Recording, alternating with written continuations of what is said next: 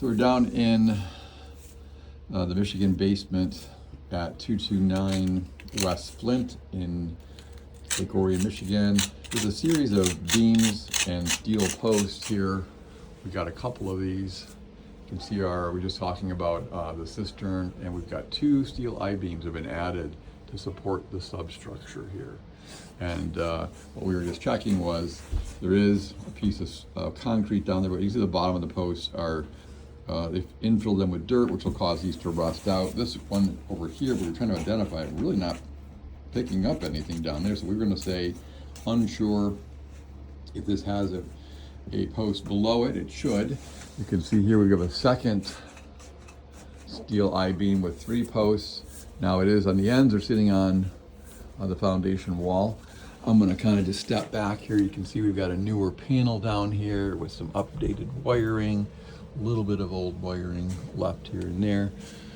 Here's our access to get up to the kitchen behind the refrigerator. And I'm going to just do a quick tour here. So let's do this. I'm going to do a quick pan of the room. You can see we've got Michigan stone foundation. You can see the stone up top here and the substructure. Some modifications have been made. You can see newer OSB. But here, our exterior walls, you can see that they've purged a little bit and they've added this support foundation at the base. So typically this will get lowered the middle of the home so you can have workable space down here. I had the water line coming in, and if you lower this down, you can compromise the exterior wall. So these little support walls are designed to keep the footings from moving in. A little bit of evidence of movement there, but not too bad. You can see that they poured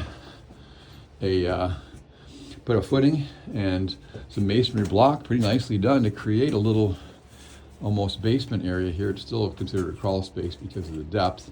Here we got Mike diligently trying to find a base for this one, and we're going to come back and talk about this ejection pump in a minute. Kitchen, laundry, few things dumping into an ejection pump, which is using a sump pump instead of a grinder pump. Goes out. There's the big 4-inch pipe is our vent pipe. Again, you can see the original perimeter wall of stone here and some new subfloor. And you can see that this wall comes out about 2 feet. It's infilled and designed to support those, keep those footings from moving in. Pretty nicely done here. Again, the second of 2 steel beams here, and about 2.5 feet over we have original wall. Here's our close-up of the original 1860 stone foundation. They put a 2x10 on top. Usually it would be a hand-hewn 10x10 girder, but here we do see we got some floor joists. Not sure if those are original or not. We can see the subfloor is not. There's some of our stone. A little tuck pointing necessary, maybe insulating the bond recommended here. There is a little bit of radiant floor heat here, and then we have a crawl space area. You see the window that was probably an exterior wall, had an addition out where the bathroom is now, years ago. And there is some new plumbing. There's all new PVC for the bathroom, shower, toilet, sink, tying into older cast iron. We did a sewer scope. It's cast iron from the home to the road. You can see this crawl space could be improved on the insulation in here, but we can see we've got newer PEX piping, copper, sanitary piping, so it's a positive. Maybe some of it less than professionally done.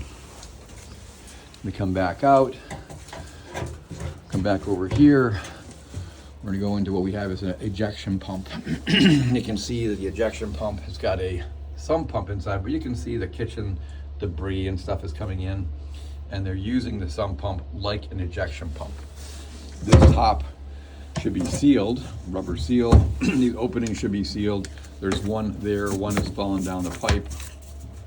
It has one line coming in. That line in the corner goes in, down low, into this crock, and then one line pumps up and out, and this one here is a vent pipe which goes here and out. And we see, a little unusual, you got a 4-inch vent pipe We did see that outside of the home. Again, this understructure, typical for a home of this age.